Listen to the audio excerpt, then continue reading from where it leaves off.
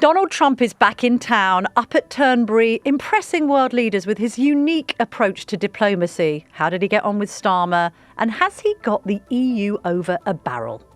We'll be talking to our man in Turnberry, our correspondent Rob Crilly. We'll also be talking to Curt Mills, a seasoned Trump and MAGA watcher, about just what the Epstein files mean for Trump. The president is behaving pretty strangely, given that most of Epstein's friends were Democrats. Trump has, especially as the years have gone on, has been a partisan par excellence. He'll use anything, against his enemies. Fair or not, this politics is a context for it. And so why is he running such vigorous interference? Now, it could be very possible, the explanation is just embarrassment and vanity. Now, Gordon, I walked into the newsroom today, having been at the Reform press conference, and we'll get onto that a little later. I saw you. And did you see him on the telly, Bob? I saw the back of your head. Oh, right, great. Yeah. Thank God I've done my hair today.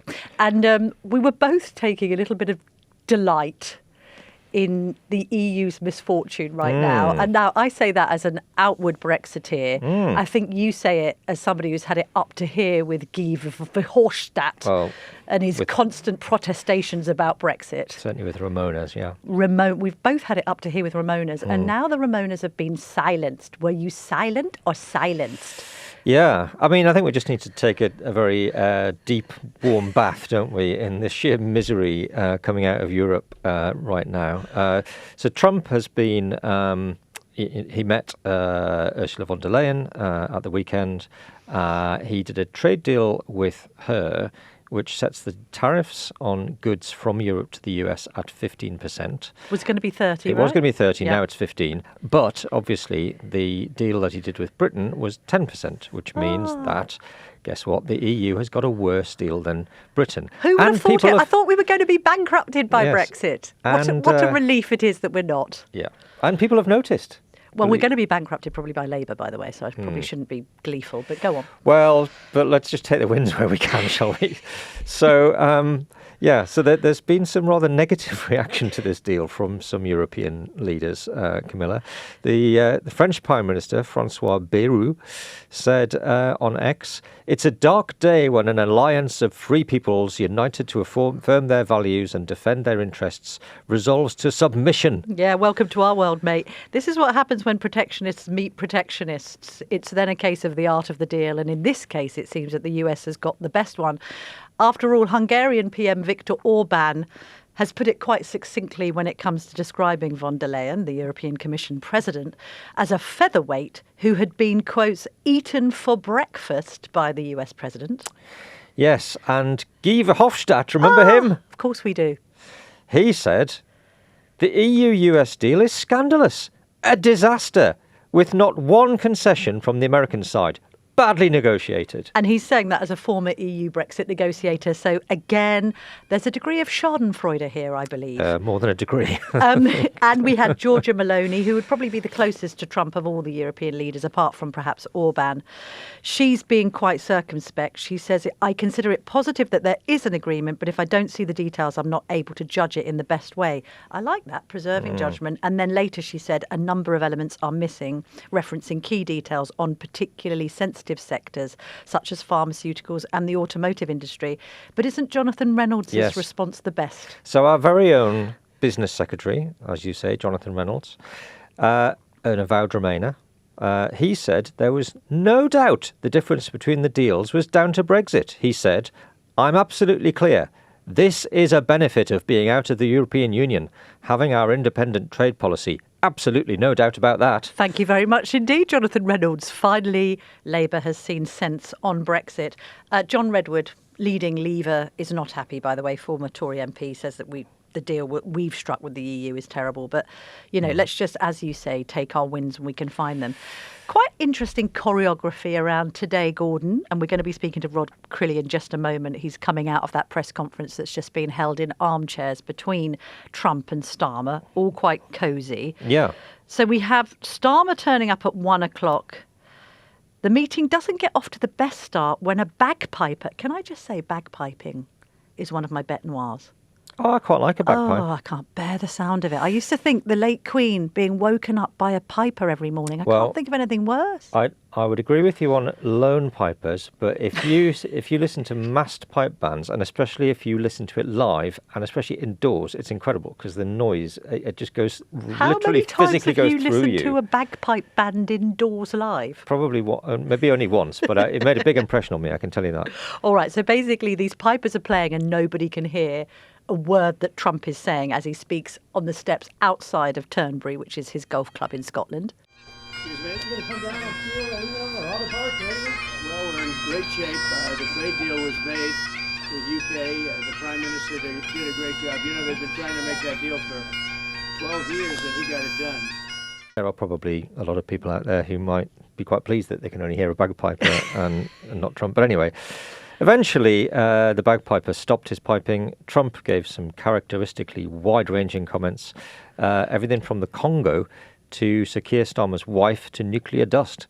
And this is him being asked about the small boats crisis in the Channel. Immigration is a big factor, and I think, frankly, if they're coming from other countries and you don't know who they are, and are they coming from prisons? We have them where they came in from prisons. We're moving them all out. We had a border last June, just recent, last month. We had 0 people come into the country, 0, other than coming through legal means. If you're stopping immigration and stopping the wrong people, I give my hats are off to you. You're doing not a good thing. You're doing a fantastic thing. So I know nothing about the boats, but if the boats are loaded up with bad people, and they usually are, because other countries don't send their best. They send people that they don't want, and they're not stupid people, and they send the people that they don't want. And I've heard that you've taken a much stronger stance on immigration. Yeah, we've done a lot of work stopping them coming. We just signed an agreement to return them, and we've returned 35,000, in fact, under the first year of this Labour government, of people who shouldn't be in this country. So we're very pleased that we're getting on with returning people who've got no right to be here.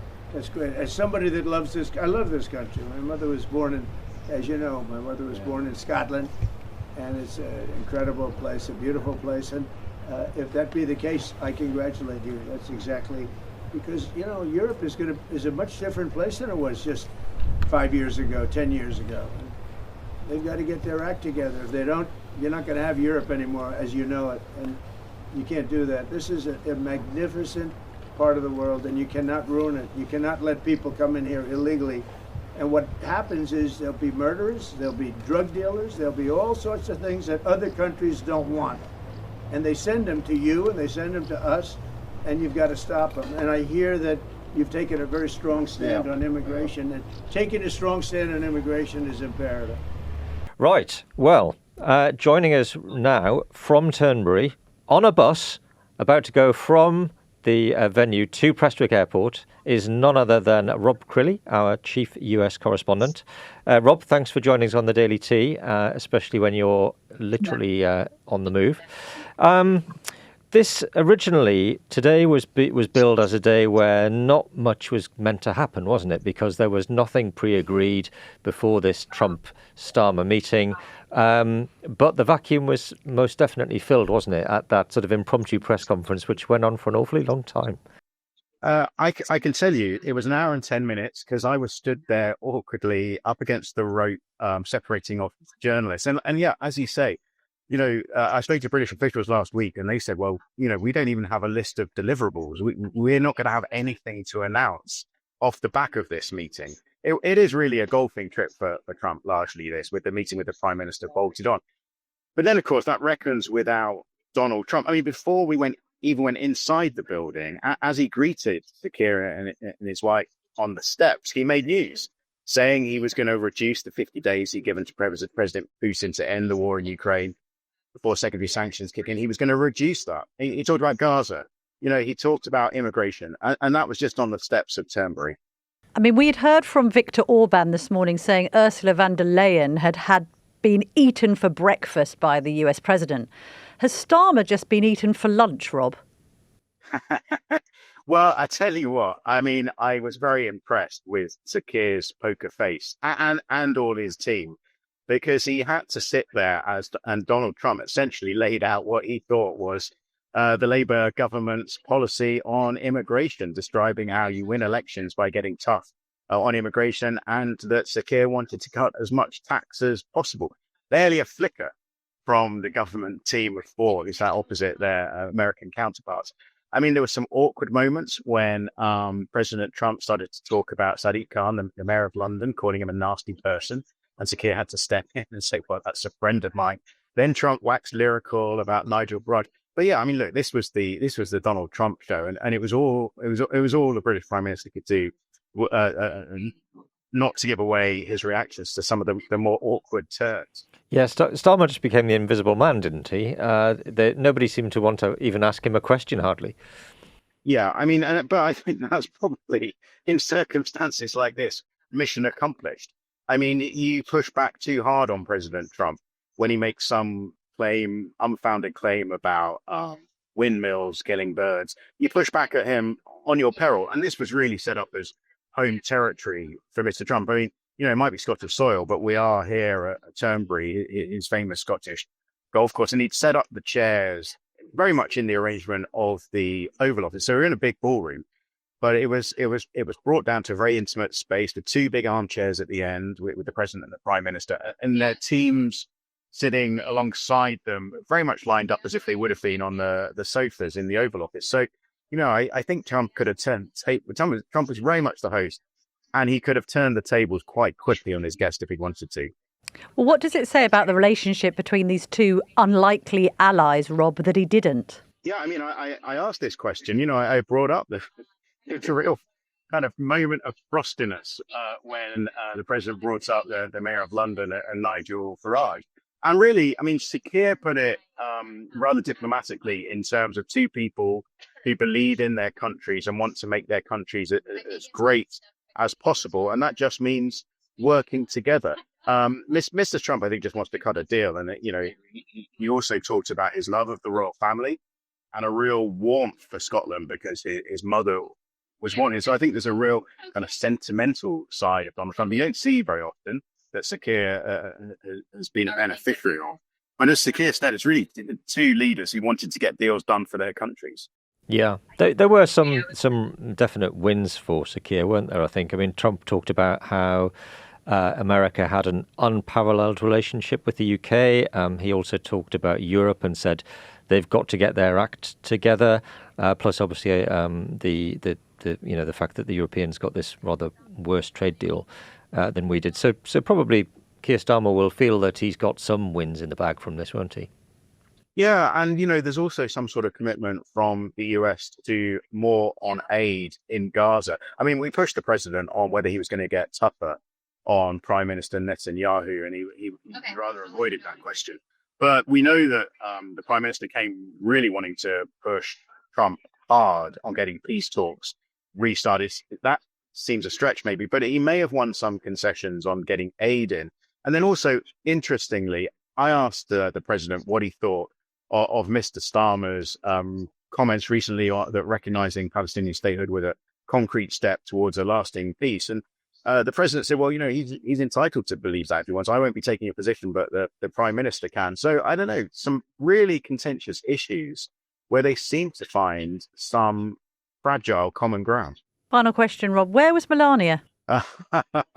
Yes, well, very much not in Scotland. I think sort of Ayrshire may be beautiful, but it's grey and it's damp and she's not big on golf. So this is very much not her kind of trip. Okay. Rob, thank you so much for joining us on the bus. We just about got there, I think, and enjoy the rest of the trip. Meanwhile, Gordon, this morning I was in Reformland. I was at Millbank Tower, where a press conference took place. This is press conference number 2 of what I'm calling Nigel Farage's Crime and Punishment series. Yeah, hasn't he promised a summer of press conferences? He's just going to machine gun out these press conferences, like at least once a week, maybe even more often. I'm not sure if we should say machine gun because that would be breaking the law to use a machine gun on the streets of Westminster. Well, You know what I mean? But he unveiled a top cop. Yes. He unveiled Colin Sutton, Yes. who was the man who caught Levi Belfield and Yes. others. Mm-hmm. And he's switched to reform. So there's a lot of tough rhetoric on all sorts of things. Mm-hmm. But obviously Trump featured because they are besties. Except that they're not sufficiently bezies that Nigel's been invited to Turnberry, are they? Well, he was asked that by the man from the New York Times, who pointed out that shouldn't Farage be there really because they are besties and he doesn't seem to be a part of the tartan-clad festivities. Afterwards, I saw you were talking to a lady called Ann Coulter who was there. Tell me about that. Are you familiar with Ann Coulter? Not massively. She's quite an outspoken sort of MAGA Trump type who has got a huge following in America, not least because she makes very many right-wing media appearances. She was there with Richard Tice, the deputy leader. It was pointed out in the press conference, oh, what's Ann Coulter doing here? And then I thought, well, why not just bowl up to her afterwards and start asking her some questions? Now, as you'll hear in the following audio, her answer to the first question did leave me a little confused and it required clarification. But let's just have a listen. Yeah, that was pretty good. Although I prefer the guy who calls them shithole countries and engages in mass deportations. Oh, what do you So mean, he's a Rupert little Lowe? moderate for me. Oh, what, you prefer Rupert Lowe, no longer of this parish? Oh, I have no idea who you're talking about. I'm talking about my president. Oh, OK, so you think he's more punchy in his rhetoric than Farage is? We'll see on acts, but he's been pretty great second term, not so much first term. And how do you think Trump's trip to the UK has gone so far? I mean, we're hearing of him having won the tariff war against Europe. Ursula von der Leyen's been described as being held over a barrel on their deal with the US. Is it a good trip to Turnberry for Trump, do you think? Sure, I'm all in favor of what he's doing on tariffs. I love him attacking the windmills. And after listening to the questions here today, I think he needs to bring up the great Anglo-Saxon tradition of free speech. Oh my gosh, I can't believe I'm in a room of press people who want more of a crackdown on free speech. What on earth has happened to the mother country? Although we didn't have a crackdown on free speech when we interviewed Trump when he arrived, because GB News' Bev Turner rightly asked him about illegal immigration into the UK. He described it as an invasion, said Europe had to get its house in order. Do you agree with that, Anne? Are we asleep at the wheel on this one? You're committing suicide. I can't understand why anyone would want to wreck this beautiful country. So, all in all, everything seems to be going quite well for Trump in Scotland, doesn't it? But that's not the only thing that's going on in his life right now. There is obviously an awful lot of noise around the release or otherwise of the Jeffrey Epstein files in America. And coming up, we're going to be talking to somebody who is a seasoned Trump watcher who's going to tell us just what it all means for the president. So let's talk about Epstein, who is somebody that you and I have both reported on fairly extensively. I remember being sent the Rolodex when I was a cub reporter, goodness knows when, back in the early 2000s. Anyway, we've got this issue now around Trump's historic relationship with Epstein, birthday cards that have allegedly been sent with little diagrams on them and their best pals and all the rest of it. We had years and years of promises, didn't we, from Trump's whole office and entourage saying we're going to release these files, there's nothing to see here. Then Pam Bondi doesn't release the files. It's created a huge sort of wave of conspiracy theories online, and now there's talk that actually Epstein could bring down the president, even though Democrats have had years and years, by the way, to use Epstein to bring down the president, and it hasn't happened yet. Yes, and it's also part of the reason that he fell out with Elon Musk, supposedly, isn't it? That Musk felt that he was not playing a straight bat over this. Trump has called the whole thing a hoax.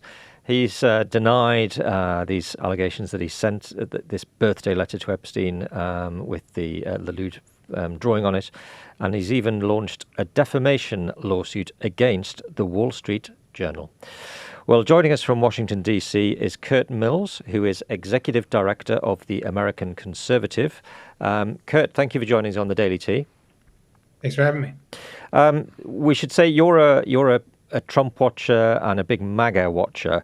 Can you just explain to our audience, how did Jeffrey Epstein first become such an important issue for Trump and the whole MAGA movement?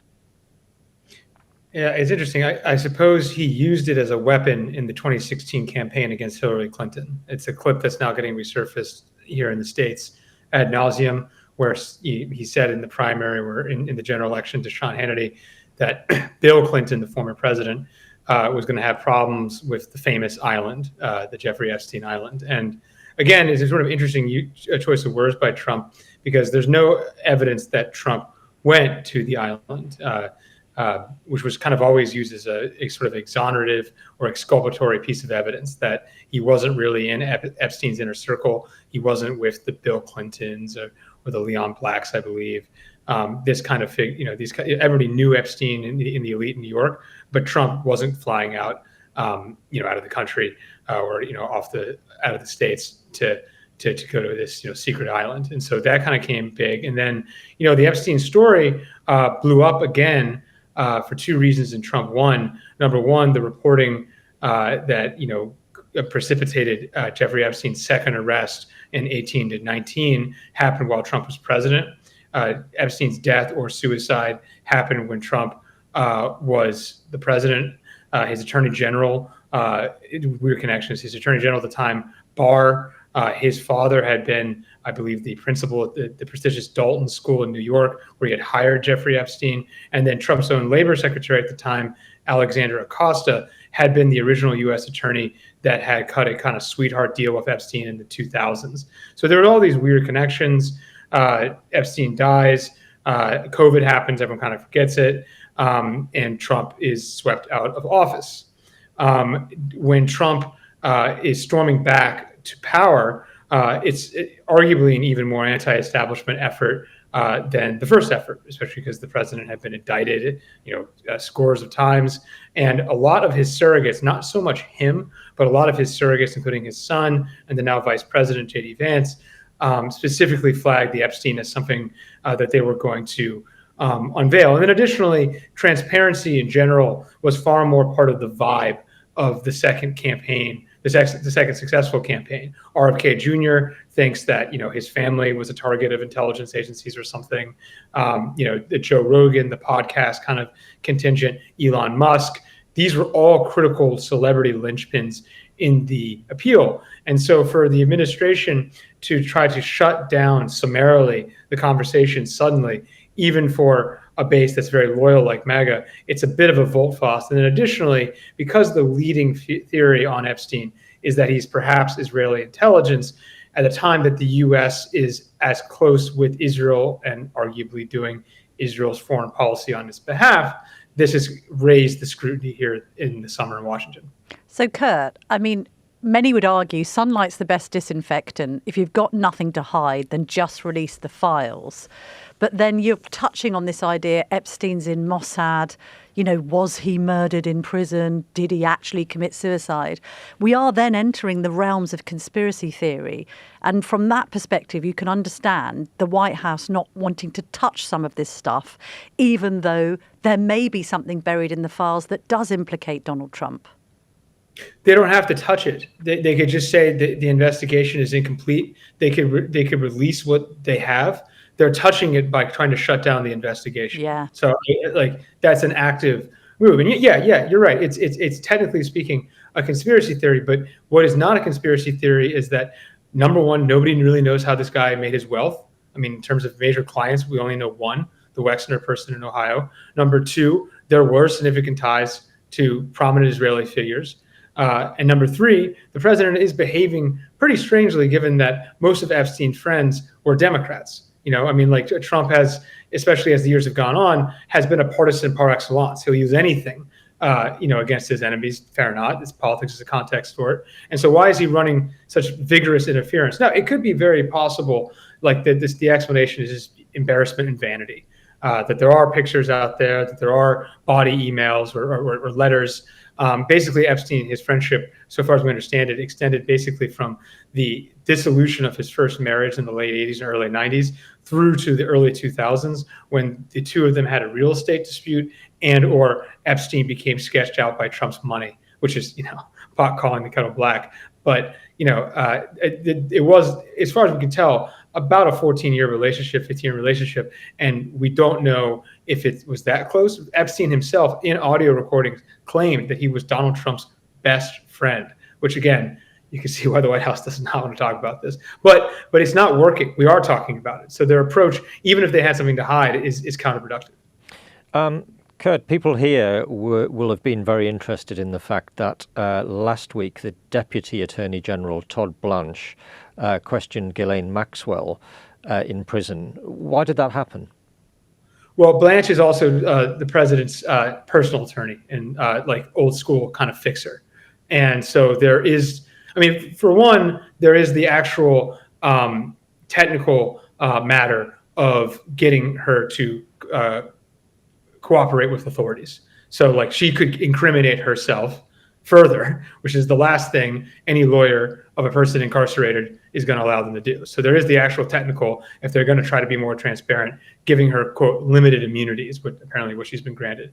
But number two, there is the fear that Trump could pardon her and release her from prison in exchange for her silence. There's no evidence for that other than the fact that he hasn't ruled it out. Or presumably in exchange for her exonerating him in some way. Is that part of the conversation? Sure. Yeah, I mean, the sort of, gadfly, but, not specifically falsified Trump chronicler Michael Wolff, he says that effectively that Maxwell is extorting, maybe I don't want to use that. She is intimidating the Trump team by that basically Ghislaine's family. This is his reporting. This is speculative as far as I'm concerned. That Ghislaine's family is giving Rupert Murdoch information, and of course the Rupert Murdoch-Trump relationship, as I think all Murdoch's relationships with powerful people in our country and yours are hyper complex. But it's not the worst theory, especially given that the Journal printed it, and by all reporting, the White House begged them not to. Yeah, although the counter narrative to that from our press perspective would be, Maxwell has been absolutely hauled over the coals by the British press, including The Sun and The Times and any Murdoch-owned media empire. Her father was associated with their arch rivals, The Mirror. It's all slightly strange.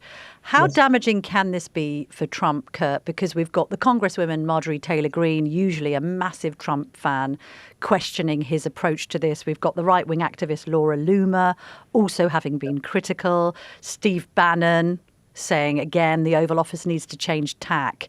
Is it going to be something that might seep into the midterms? How damaging is it? It's possible. The forensic way or the tactical way that it could sweep into the midterms is that if the scandal crescendos to such an extent that they have to appoint a special counsel, which has already been talked about. And again, Trump is dredging up Russiagate, as an example of this is an unfair inquisition. And I agree with him. Russiagate was an unfair inquisition, and it completely sublimated my presidency, because the special counsel it could take 2 years. The Mueller report took 2 years, 17 to 2019. So that's the easiest way it could go to the midterms if they have to appoint a special counsel. But the reality is, again, to repeat myself, they might not be in this situation if they hadn't tried to shut it down sort of irrationally. As for his political coalition, I think the reality is that the sort of transparency, outlaw, anti-establishment feeling to his second campaign or second successful campaign was so critical in getting these celebrity endorsements, Musk, Rogan, et cetera, And so just to turn tail on that, combined with, the impression here, especially in sort of anti-establishment media, that he's doing the military-industrial complex's bidding. He's accelerating the war with Russia. He's accelerating the war with Iran. He's accelerating the war, with Gaza, with Hamas.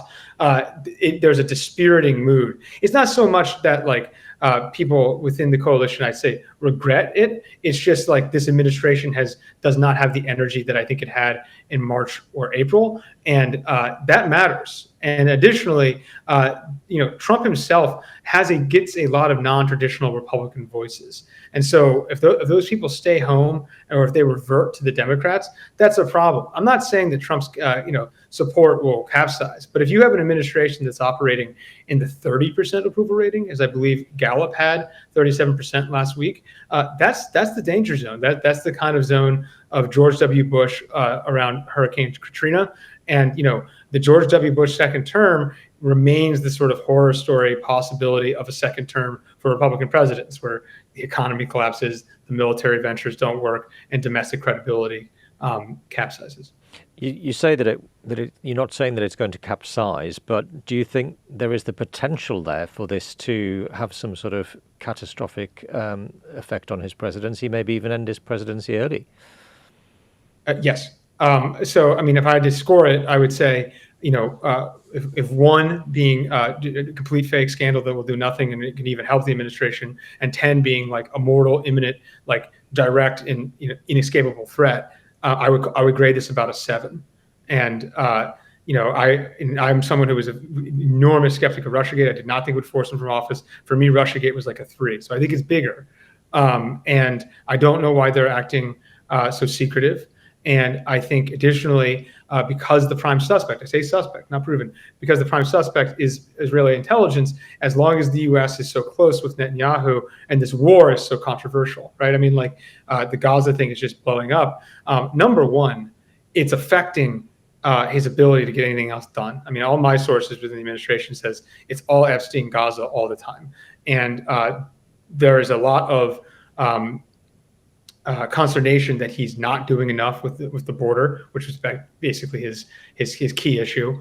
And additionally, if that's all they're talking about, it's just kind of it's demotivating. Now, I would say to his advantage, the Democrats are way more demoralized than they were in 17, 18. They don't have a clear standard bearer. They're divided. I mean, I think pretty stunningly, their party's establishment can't even endorse the victory of their New York City mayoral candidate, Zohran Madani.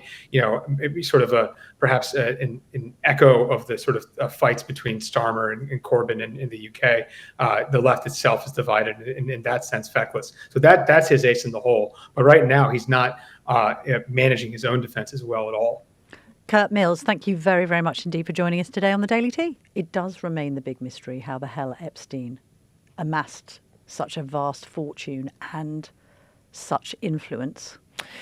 Yeah, it does. I was slightly surprised at how much he lent into the idea that this could actually end the Trump presidency. I thought he would sort of be slightly dismissive of that, but let's see. I mean, I suppose this is good news for J.D. Vance, isn't it? Because I don't think he's tainted by any of this. If Trump did topple, then Vance would take over, and obviously Vance is seen as the candidate for next time around, and as Curt said, the Democrats are still in disarray. If I was J.D. Vance, I'd be, keeping myself ready. Although you wouldn't tell it from today's performance, would you, by Trump, that he's in trouble at home? I mean, in Scotland, he seems at home and quite happy with himself, but there you have it. Yeah. Maybe we don't connect as much with the Epstein and other saga as our cousins across the pond